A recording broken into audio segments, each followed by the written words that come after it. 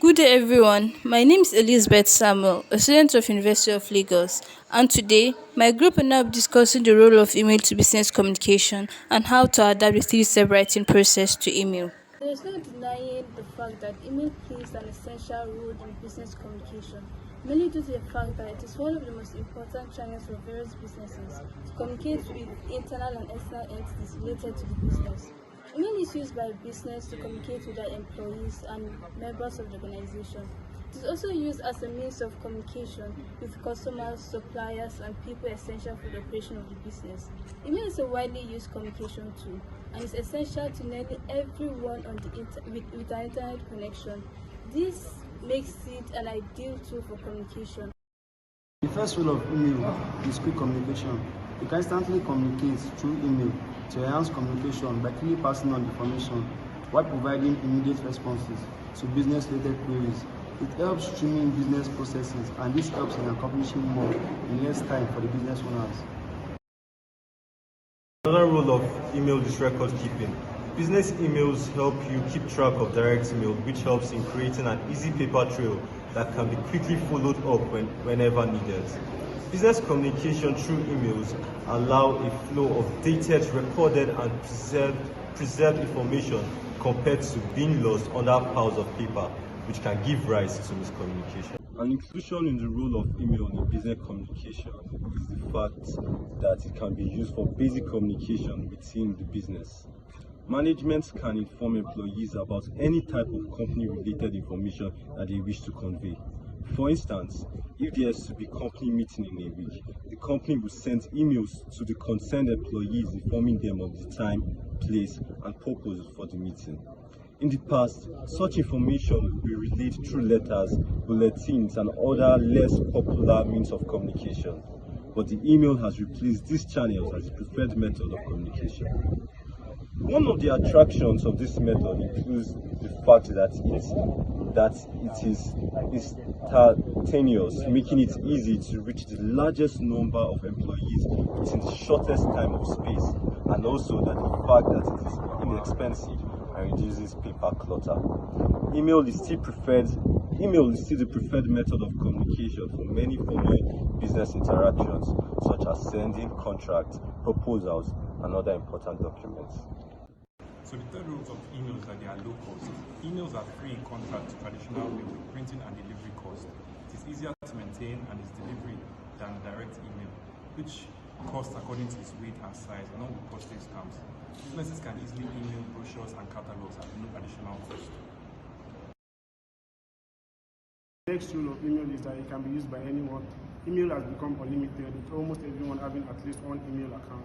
This feature makes it a crucial tool for business communication when promoting, advertising, or informing any business and product-related news.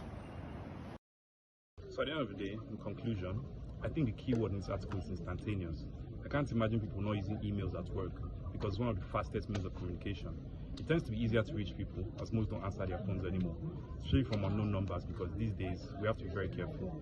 Emails have also become way less formal, looking more like text, sometimes with no sign-off, and sometimes not even directly addressing the recipient. So we're going to be discussing the three-step writing process to email now. And we are making too many mistakes when we use our email for work, school, or social networking. An example is when you need to send an email to someone or a group. Many of you just log into your email account and start typing without thinking. That will cause problems, of course, and it will also waste time in sending another email or using different communication methods such as phone call or text messages. However, there are 3 steps for you to stop making those mistakes when you use this popular medium of communication. To avoid those mistakes. The first step to avoid making those mistakes, planning email messages. You need to keep in mind that the person or group may receive thousands of email, phone calls, or IM every day. If your email does not meet the receiver's needs and catch their attention, your message will be deleted and stored in the recycle bin of their computer. You need to ensure that your message is necessary for them and must be read. If you always copy to someone every time you send email, for example, receivers may think the email is not necessary for them and it should be ignored. The key to stop this problem is that you need to think twice before you click the send button. You must consider and decide what the message is, who will be the recipients, and when they will check the email. The second process to email is writing email messages. If you think you are done with planning, you are now ready to write your email. One of the most important parts is the subject line when writing email. The subject must be simple and involve the entire message, and it helps receivers know when, what, and when to read the message. The subject line must be informative and compelling to catch recipient attention. Instead of using just one word, it's better to describe what the message is about. For example, it will be more effective if the subject is assignment 2 due to date has changed to January 11 instead of just new due date. Keeping your emotions under control is another thing. You need to write your email as if you received the email. If you write when you are upset or in a bad mood, the recipient will not feel comfortable with the message. Lastly, completing email messages. If receiver doesn't have your email address saved in his or her contacts, they will not know who sends the message. The best tip is using signature function in your email account. If you make and save these small text files, this message will be automatically appended to your outgoing messages. It not only helps people recognize you as the sender, but also make your messages look more professional. To recheck your email is the very last thing to do.